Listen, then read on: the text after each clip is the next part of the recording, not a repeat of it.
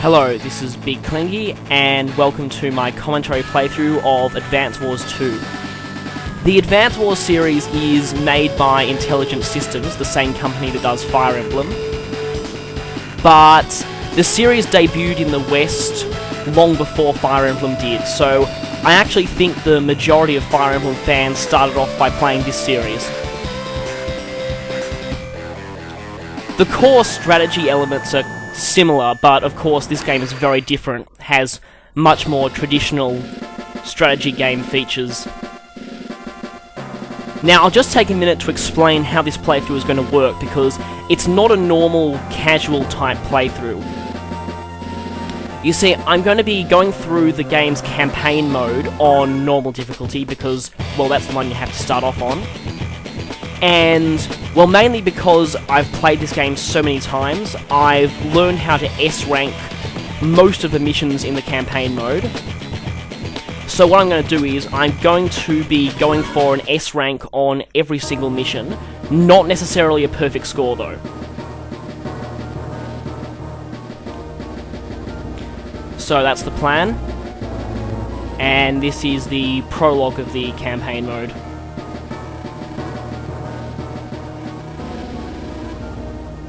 Basically explaining the situation. There's not really that much plot, it's just the Black Hole Army has invaded everywhere and you have to defeat them.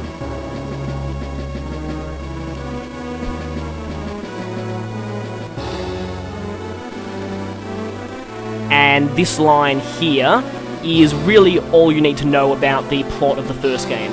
I never actually played the first game, but basically this guy, Sturm, the leader of Black Hole, he tricked all the continents into waging war against each other, and then tried to conquer all of them.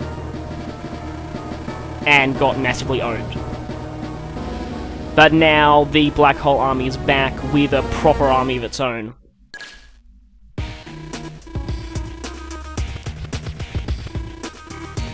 And the first continent, Orange Star, which is basically the tutorial campaign. Because this game has a tutorial sort of built into it, I'm not going to need to explain many of the gameplay features, so I'm just going to talk about in my commentary the main strategies for getting good rankings in the missions, and some of the more complicated game mechanics that the tutorial doesn't really tell you that much of.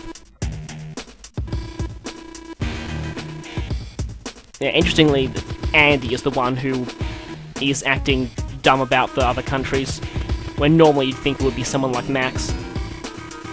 Yes, these are the three main commanders of Orange Star, Andy, Max, and Sammy, who you saw in the intro, and they were the protagonists of the first game. They can't really be called that in this one, because this game focuses on all the countries rather than just Orange Star. And Andy is also known for his corny dialogue.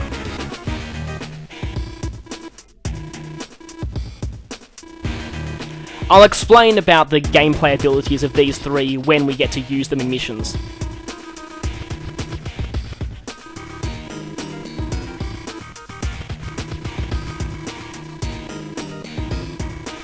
And I like this line coming up that even the characters in the game are annoyed at the prospect of a tutorial. Now, it's time to take on the pathetically easy first mission.